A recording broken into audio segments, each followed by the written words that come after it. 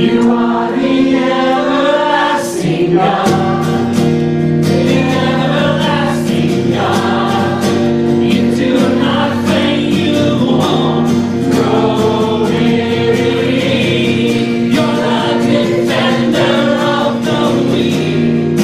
You comfort those in need. You lift us up on wings like eagles.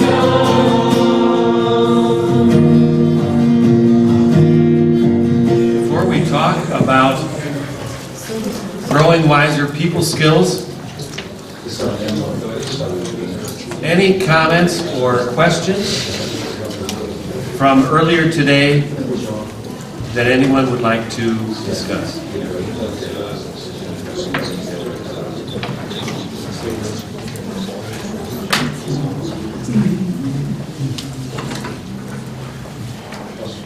I would love it if you could just share a 30-second, 45-second summary of fail forward. You shared that concept and it sounded very, I mean, just the phrase is already helpful, but if you could flesh that out a little bit, that sounds great.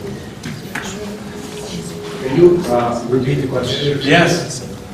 A brief summary of failing forward, what that means.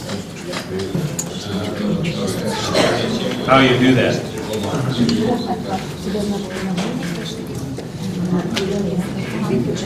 I came up with that phrase.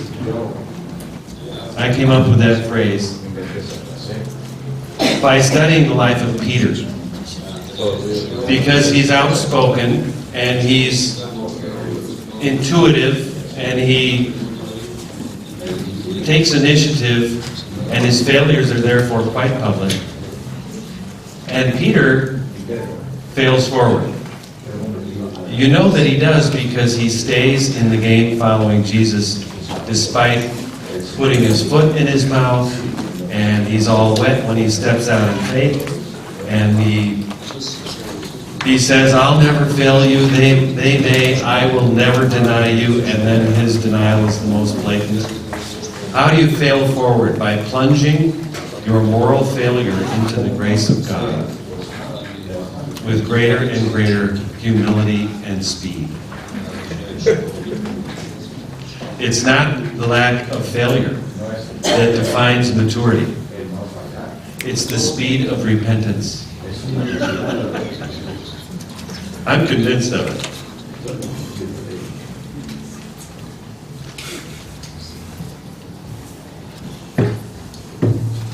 One thing that I did not describe in 30 Minutes to Sanity is the exchange that does take place as you exhale your emotional waste products to God and inhale His grace and truth. You find those two things side by side in most of the Psalms. In most of the Psalms, it starts with the exhaling of emotional waste products. And then it quickly becomes celebrating the beauty and the glory, the grace and the truth of God. And I used to think, before I sunk my teeth into this habit, I used to think maybe the psalmist was schizophrenic. Unstable. Because one verse, everything's bad, and then the next verse, it's the beauty and glory of God.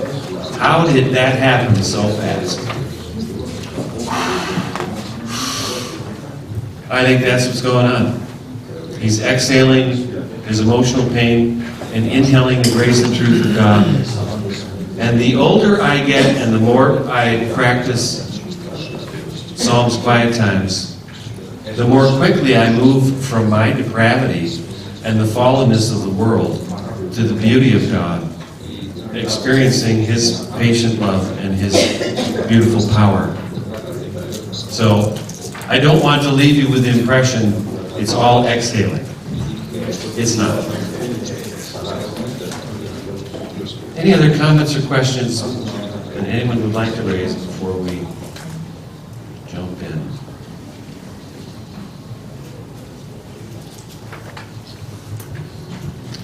Great. Growing wiser people skills. What we'll talk about for the next 40 minutes, I'm embarrassed to say this. I was a Christian for 30 years, reading through the Proverbs probably 100 times, and I never noticed this pattern. What we're going to look at tonight is what the book of Proverbs says about the wise, the foolish, and the evil. We're going to look at how the book of Proverbs says to discern where people are on that spectrum. And then based on your discernment from the book of Proverbs on where people are on that spectrum, then you determine how much of your time, your energy, your words, and your resources you give them. In other words, the idea is, the book of Proverbs says, do not treat all people the same. Don't answer every request for your time the same. Discern where people are on the spectrum of wise, foolish, and evil, and then respond to them as the book of Proverbs advocates. That's the idea behind this message. This has revolutionized my life as a pastor. It has made my use of time far more efficient. I am less frustrated than I was 10 years ago because I have employed this tool in the last 10 years. And previous to that, the previous 15 years, I was the fireman who always answered when somebody pulled the fire alarm. It didn't matter what was going on in my home. Didn't matter what was going on in my life. Whoever called and said, I'm in trouble, help me, I thought, okay, I have to go. I got to help them. Not anymore. I think I'm actually serving people far better than I used to. So here's 3 qualifiers: wise, foolish, and evil. All of us have parts of us in all 3 categories. For example, a marriage that is generally wise still has issues, still has selfishness, still has conflict, inevitably. All of us have parts of us in all 3 categories. And until we take the planks out of our own eye, we will lack the perspective and discernment to see where others are accurately on this spectrum. In other words, until we work out our own blind spots and overcome our own naive assumptions, until we grow truly wise, you're not going to see others accurately. I think that's really true. So, let's not treat everyone the same. And we're not talking about bias. We're not talking about favoritism. The Bible does not allow for that. We're talking about discernment. And I think you'll agree, once we get through, this is really in the book of Proverbs. So, the wise, the foolish, and the evil. Proverbs chapter 9, verses 7 through 8 gives somewhat of a summary statement on this subject. Whoever corrects a mocker, which is another word in Proverbs for a fool, invites insult. Whoever rebukes a wicked man incurs abuse. In other words, it's worse. Rebuke a wise man, and he will love you. Here's a couple takeaways from just this couple verses. I really think there is hope for dealing with difficult people. There's really hope. And they won't have control over you if you learn how not to give it to them. This is a challenging subject for those with a shepherding heart. This is equally important for those who don't have a shepherding heart. The wise. Let's start with the wise. Proverbs defines them. They show good judgment. They're able to discern correctly between what is true and what is false. They are not easily deceived. They're sensible, informed, and enlightened. There is one word that is associated most consistently and clearly with wisdom throughout the book of Proverbs. One word. What is that one word? Fear God. Very good. Close. One word associated most clearly and consistently throughout the book of Proverbs with wisdom. Fear of God. Righteous? You're very close. You're wrong. Listening. Listening. Listening. Listening. You read the book of Proverbs and you look for this. You read the book of Proverbs over 1 month and you write down all the verses where wisdom and listening occur in the same verse. It will shock you. It is stunning. This is what wisdom is all about. And it connects to the fear of the Lord. The fear of the Lord is the beginning of wisdom. What is the fear of the Lord?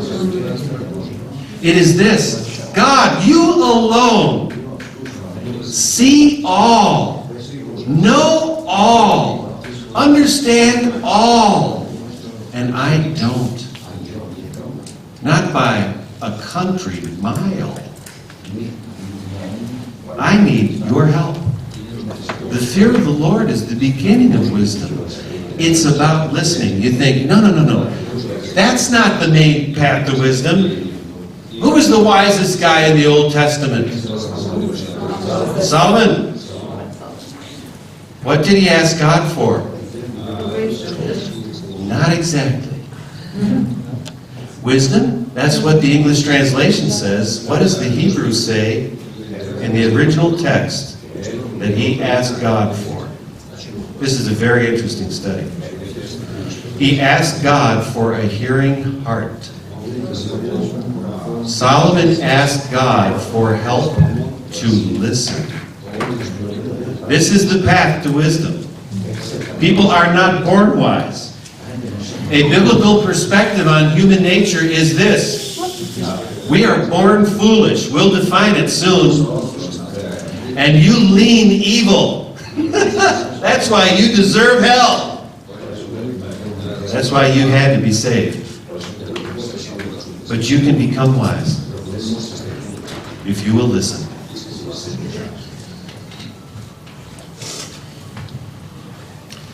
You see, there's 4 main characteristics here about the wise. They listen carefully. They listen attentively. When truth, light, feedback, correction, instruction comes their way, they lean in. Their pupils dilate. They want more.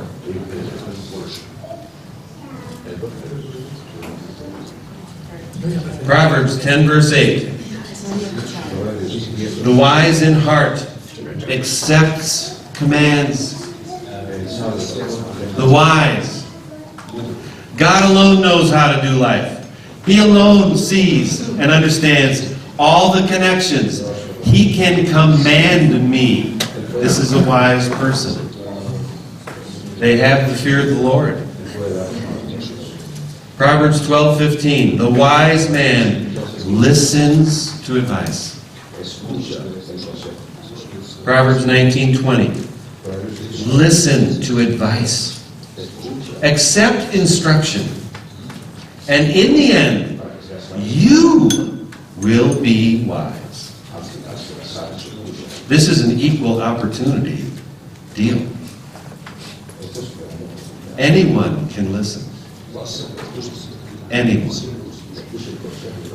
Anyone can learn by listening attentively rather than rebelling, suffering pain, and eventually repenting. This is why, well, I'll get to how, you'll see, when I say I'm a recovering fool, I am not exaggerating. It is really true.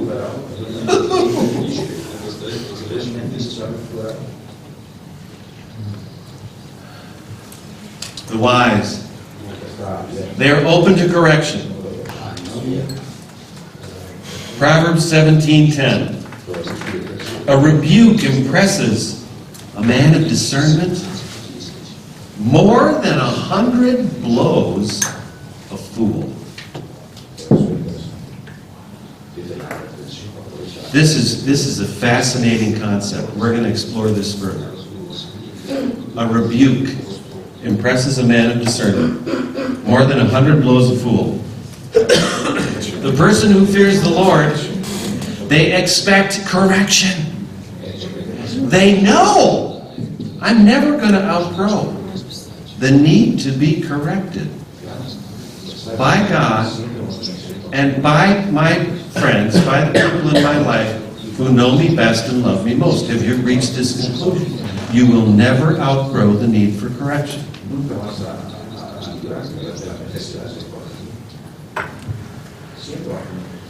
Proverbs 9, verse 9. Instruct a wise man, and he will be wiser still. Teach a righteous man, and he will add to his learning. Open to correction. Here's another way to say it.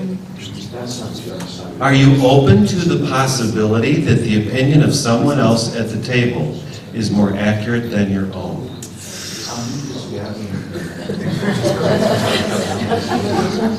Write it down. Don't lose it.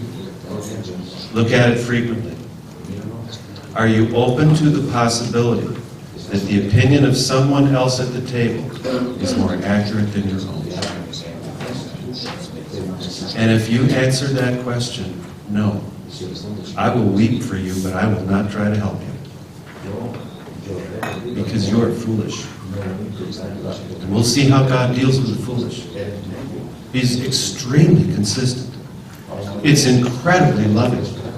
But if you are not open to the possibility that the opinion of someone else at the table is, I'm not talking about on the question of whether or not Jesus is God. I'm not talking about things that are utterly clear from the Bible. I'm talking about preference.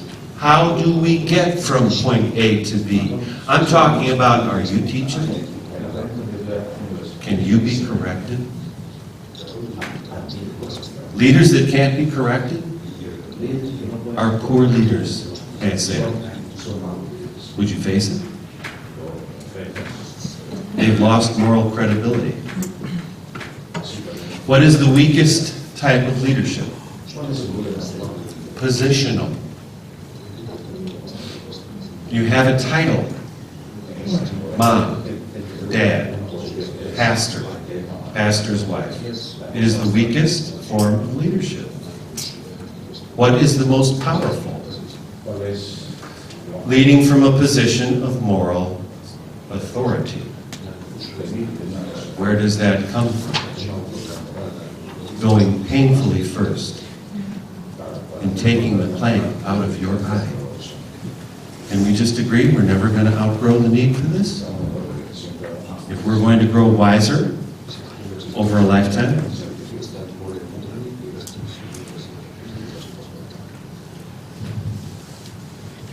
It's a little painful. We're not done bleeding. The wise, they act thoughtfully. Proverbs 14:15. A simple man believes anything, but a prudent man gives thought to his steps. Proverbs 29:11. A wise man keeps himself under control. Now, I'm not going to ask you how thoughtfully you act.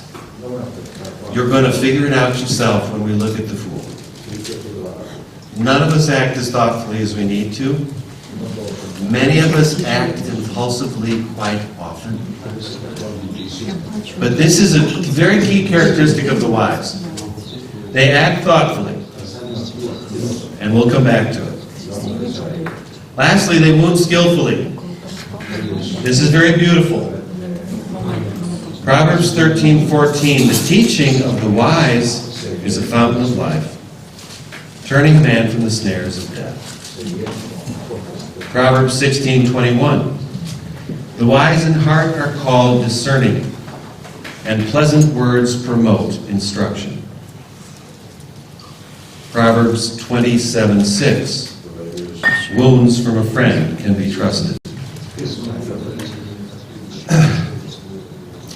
A wise person wounds skillfully. Here's where this very message that I'm giving is a result of Judy's wounding of me about 8 years ago. After a message that I gave, I asked her, "What did you think?" And she said, "This is going to sting. Can you accept a little pain today?" I thought, why did I ask? I said, yes. She said, "You don't do enough teaching. You do too much exhortation. You tend to elevate things to an emotional fever pitch and push people to action. Sometimes people need comfort. Sometimes they just need instruction. Sometimes they need inspiration. Sometimes they need celebration. And all you want to do is exhort. And sometimes I turn you off, and I can see that other people turn you off, and it's your fault, and you won't face it."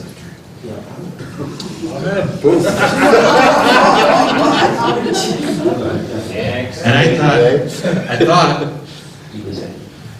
where do you go to preaching school? I thought that. But even a fool, if he keeps silent, is thought wise. So I said, "Thank you. Can we talk about it 24 hours from now?" That stings more than a little bit. That's where I got the idea for doing this message. This is really, it's more teaching. There's a little exhortation, but there's some inspiration. It's coming. Hang in. Well, what she did was what she gave me passed the 4-way test of skillful wounding. 4-way test. You might want to hold on to this. 1, is it true? Yes, what she had to say was true. It's really true. 2, am I tender? Well, she was. She was not angry. Her blood pressure was not elevated. It was tender. 3, is it time? How did she know it was time? She asked me, "Can you take something now, some criticism that's going to cause you to think? Can you do it today? Can you take it? Is it true? Am I tender? Is it time?" Number 4, will it build trust? You know why that built trust? Because she did not pull out the laundry list of things that need to change in me. She gave me a rifle shot, not a shotgun blast.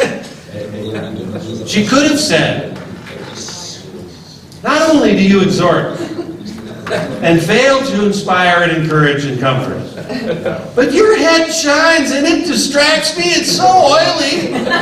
And she could have said, you're colorblind. If you don't check your clothes before you leave the house, you look like some guy that got dressed up at the rescue mission. It's true. I am colorblind. But she didn't pull out all the weaknesses. She wounded me skillfully. Is it true? Am I tender? Is it time? Will it build trust? You see, we tend to not wound so skillfully because we're in a hurry.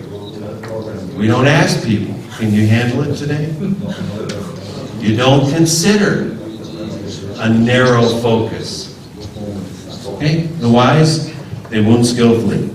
What do you do with a wise person? When you find somebody characterized by these things, and they're moving this direction because of the fear of the Lord, what do? Talk with them. Talk with them. Talk with them. You invite this person to give you constructive criticism. You invite this person into your life, into your world. You say, I've noticed you have discernment. You see things that others miss. Would you be willing to tell me when my fly is unzipped? Would you be willing to tell me when I have a weakness that I am blind to? Do you have somebody in your life you've said that to? You need it. We never outgrow the need for it.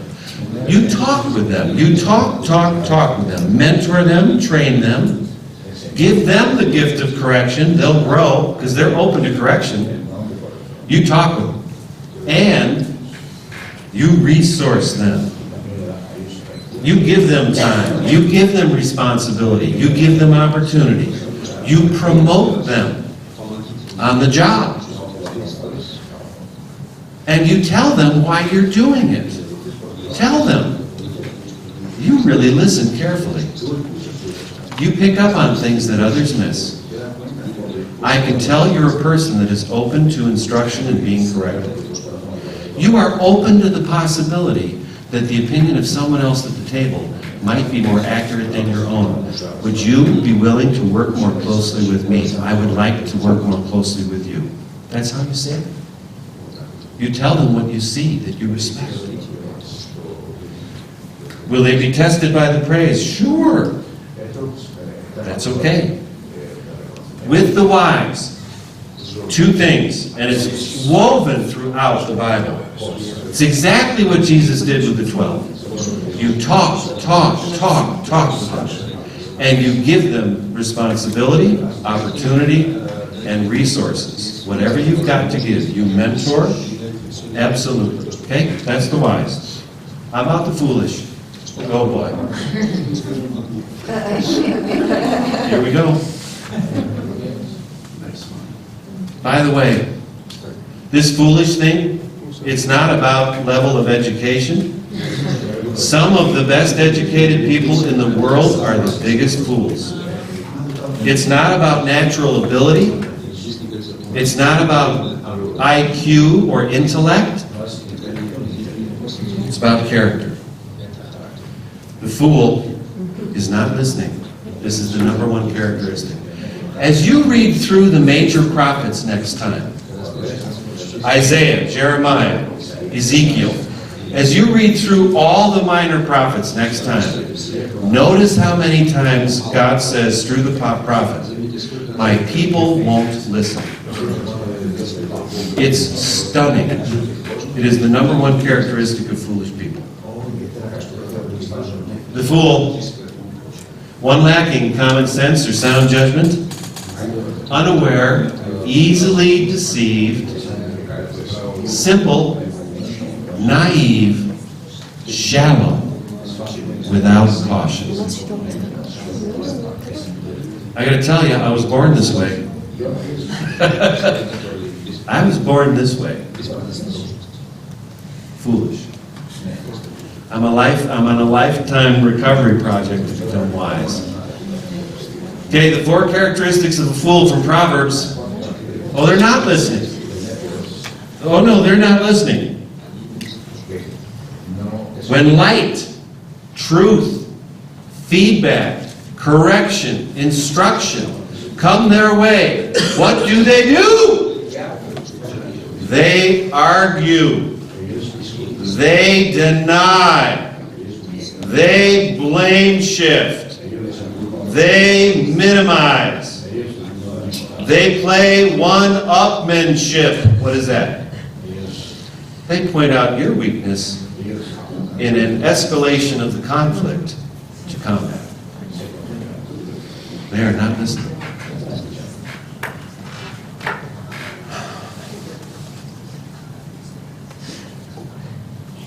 Proverbs 12:15, the way of a fool is right in his own eyes. Well, that's the default position of a person who lacks the fear of the Lord. Well, I know, I see, I understand. Oh, you're a fool. Life's going to get really painful for you. You're going to be in the ditch real quick. Proverbs 20, verse 3. Every fool is quick to quarrel.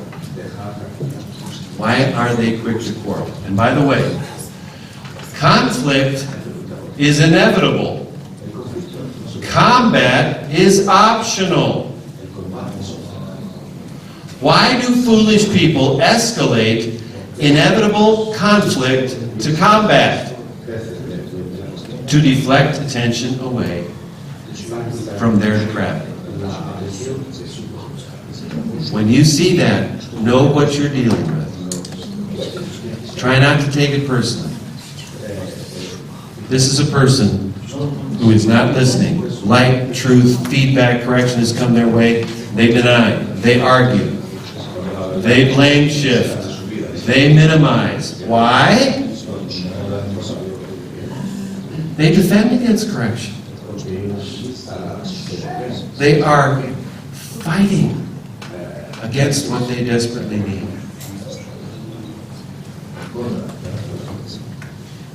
Proverbs 28:26.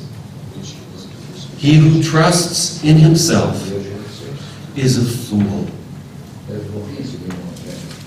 What's their default position? I'm right. I don't need to change that much. It's your spec that needs to change. You're my biggest problem, not me. See, it actually correlates really well to what Jesus had to say. Proverbs 1:32. The complacency of fools will destroy them. What does that verse mean? The foolish person, their default view is, I'm okay. I'm not that bad. I don't have to change much, and I don't want to. I want the world to change. Change her. Oh, fool. Sir, you idiot. Do you not have any self-awareness? Do you not have any gospel understanding? Do you not see what Jesus worked so hard to explain? See, I lean this way. I'm a recovering fool. Jesus knows it. You may as well know too. Proverbs 19:3. This one's fantastic. A man's own folly ruins his life, yet his heart rages against the Lord. What is that? That's cosmic blame shifting. That's cosmic denial. It's cosmic. It's crazy stupid. It's utterly foolish. Have you not done that? I've done that. A man's old folly destroys and hurts him. And then it's your fault, God! Oh, man. You are really foolish.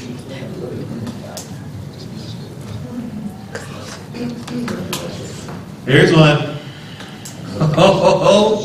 They act impulsively. What does that mean? Here's what it means. Their feelings are in the driver's seat of the car. You know what I'm talking about? They are ruled by their emotion.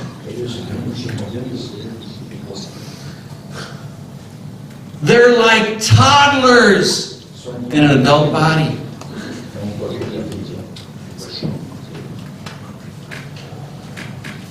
We have a saying with our kids. All emotion is valid. It always means something. But you have to live your life with your emotion in the passenger seat or in the back seat, sometimes in the trunk. If you live your life with your emotion in the driver's seat, you will crash non-stop. Your life will be so painful. And now and then, you stop your car, and we'll take your emotion out of the trunk, or out of the back seat, or out of the passenger seat, and we'll do a Psalms quiet time together. You say, Baldy, you have never said that to your children. I've said it with all of them, and I've done it with all of them. And when they are in great pain, I walk with them to the feet of Jesus, do a Psalms quiet time. And boy, do they dig it. That means they really like it.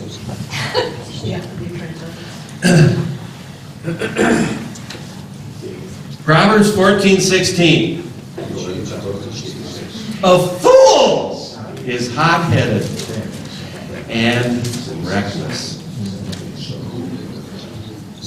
Proverbs 29:11. A fool gives full vent to his anger. What is the number one negative emotion identified by the Bible? Anger. By the way, it's a secondary emotion. It's the smoke coming from a different fire. What does the fool do? They don't look for the fire. They just blow that smoke in your face. They don't take the time to process their heart. They impulsively, in denial and minimizing and blame shifting, they vomit their emotional waste products on you. Now, I've done that to people. I think of all the people on earth, I've done it the most to Judy. I'm a recovering fool. This isn't about self-righteousness, it's about discernment, about who's asking for your time and your help, figuring out how to give them what they need most. Lastly, they hurt carelessly.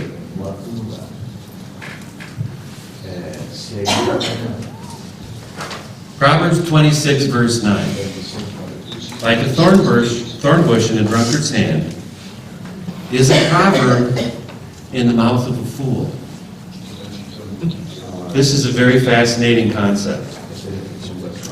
In addition to working as a registered nurse in an operating room, I also worked in an emergency room. Working as an RN, as a nurse in an emergency room, I got to see a lot of drunks. Like a thorn bush in the hand of a drunkard is a proverb in the mouth of a fool. Let's unpack it for a minute. A thorn bush in the hand of a drunkard. A drunkard has lousy balance, crummy depth perception. They're overconfident because they're acting impulsively. They're listening to their intoxicated feelings. If a thorn bush is in the hand of a drunkard, they are waving it all around, harming people close to them because they act overconfidently without perception. Like a thorn bush in the hand of a drunkard is a proverb. What is a proverb? It's a truth statement. A proverb in the hand of a fool who's going to have improper balance, lousy perception, overconfidence, and they will harm the people around them. With truth statements that are disproportionate, they'll put all the blame on others. Is some of the blame for the conflict the other people in the room? Almost always.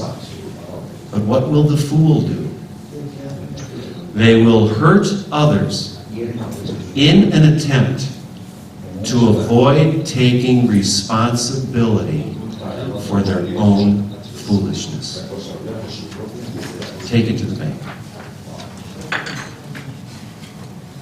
What do you do with a fool? Put him in a cage? Take him to the zoo? No? Well, sort of. You limit your talk with them. I have to tell you, this is the number one mistake that I made for 15 years. We make this naive mistake with foolish people that are not listening, they're not open to correction, they're acting impulsively, and they're hurting others irresponsibly. We think, if I just turn up the volume, then they'll hear me. If I just say the same thing for the 10,000th time. Oh no.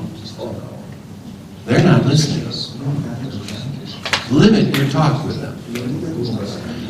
As you read the Proverbs, as you read the major prophets, this theme is actually very clear, and I missed it for 30 years.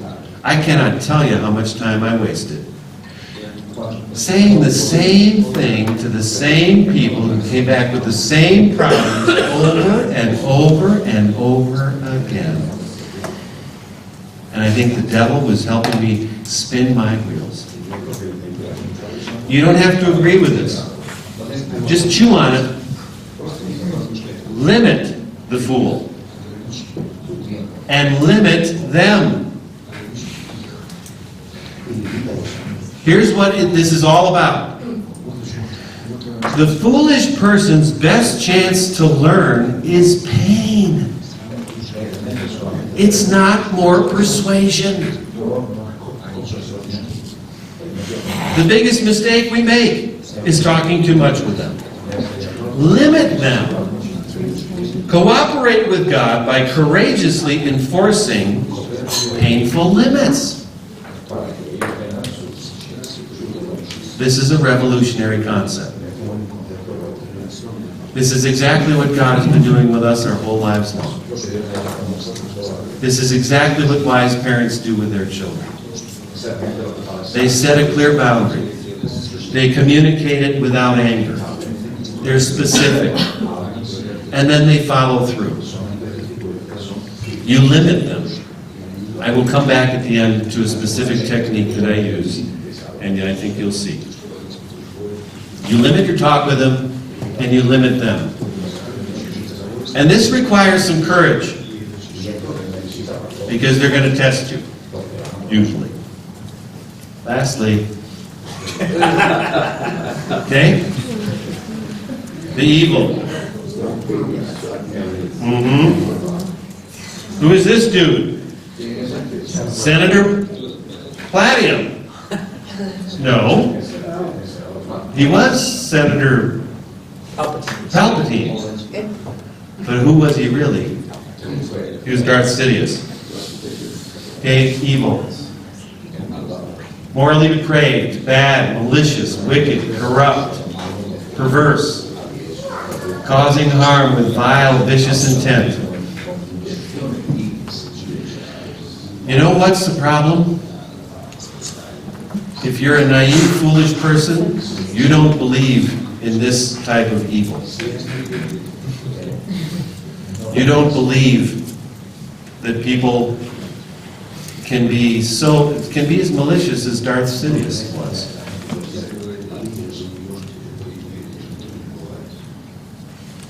They don't care. This is Proverbs 10 verse 20. It's in other verses as well. They don't care. The naive person, the naive fool says, oh sure, everybody cares. I care. Everybody cares. Wrong. Some people don't care. It's very important to have a biblical worldview, or you will misunderstand what's sitting in front of you. They don't just dislike correction, they hate it. They want to kill the messenger. They hate correction.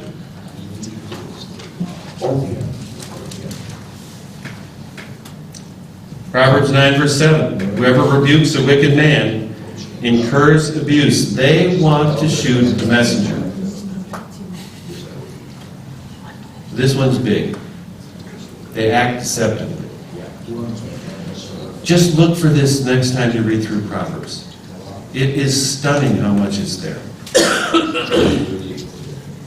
Proverbs 12 verse 5. The advice of the wicked is deceitful. You think, this is not a problem in the world. It's not that big a problem in the world.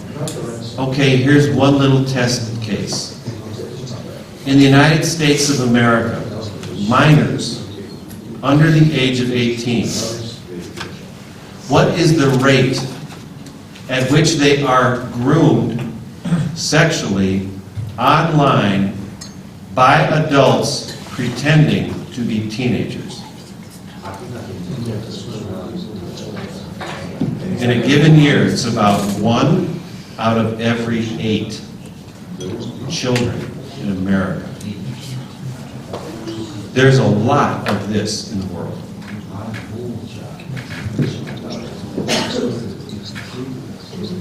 They harm intentionally. Proverbs 12 verse 10, the kindest acts of the wicked are cruel. What do you do with them?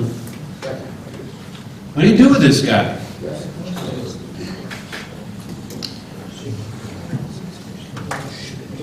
You protect yourself. Proverbs 22 verse 3. You protect yourself. You also do this. You prepare for war. Now, I got all this material from Henry Cloud. I saw a 5-minute video on everything we've been talking about from Henry Cloud about 10 years ago. And Henry ends it by saying, when you're dealing with this guy, you bring lawyers, guns, and money. And you prepare to fight because he wants to gut you. This is one you don't turn the other cheek with.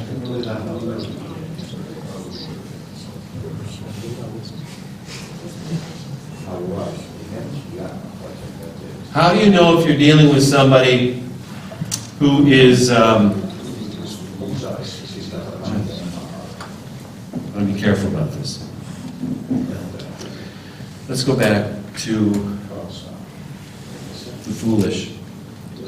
Here's what I've learned to do Since I don't have x-ray vision to see into somebody's heart, how wise are they, how foolish are they, how evil are they, here's what I do. After I meet with someone one time, I give them an assignment that will show me, are they listening? Are they open to correction? Will they act thoughtfully even a little bit? And will they be willing to sort of start with a ruthless moral inventory? Here's what I do. I'll say, after I meet with somebody the first time, and if it's a woman, they always have to have a third party present. I never meet with a woman alone. I'll say, before we meet again, or let's say it's a guy and his wife, I'll say, before we meet again, you must have a Psalms quiet time together and write down what God says to you. You do that Psalms quiet time together. Call me and we'll reschedule our next appointment. More than half of people won't do even that. What they really want is to use me. They want the secondary benefit of time and attention and care. They don't want to take responsibility to be wise, to exercise the fear of the Lord.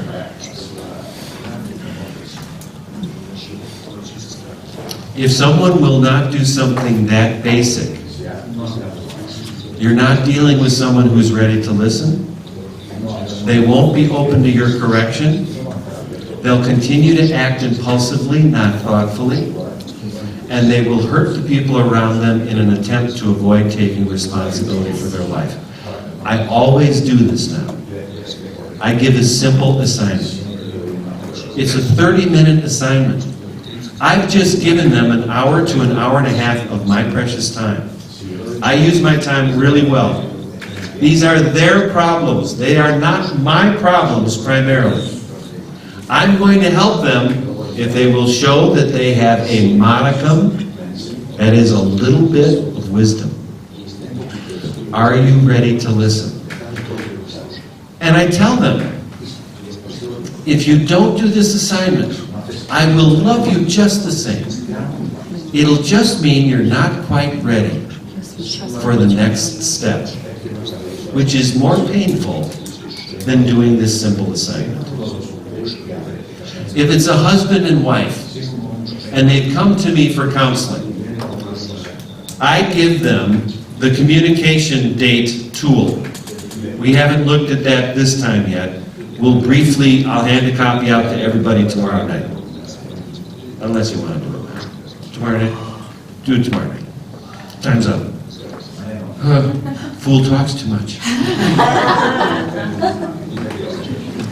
The communication date tool for a husband and wife that are having conflict, I give them a question to answer. And I say, here's what I want you to do. You have 168 hours in a week. You have 700 and some hours in a month. Would you take one of the next 700 and some hours and do this assignment? If you will, come back to me. I'll meet with you and I'll help you take the next step. If you won't do this communication date assignment, that is 1 hour out of the next 764, I'll still love you. It just means you're not quite ready to grow in the areas that you're stuck. It just means you need a little more pain to convince you. I don't want you to have more pain, but I'm not going to rescue you from your pain. You must take steps to get out of it. Do you understand what I'm saying to you? Does that offend you? I really do that. Less than half of the couples who were crying 10 minutes ago, "Ooh, ooh, ooh, you're the greatest counselor. I need your help so much." Ooh, ooh, ooh, ooh. They won't spend 1 hour out of 760 in the next month to invest in their own marriage. Okay. You're not wise. Not yet. You need more pain.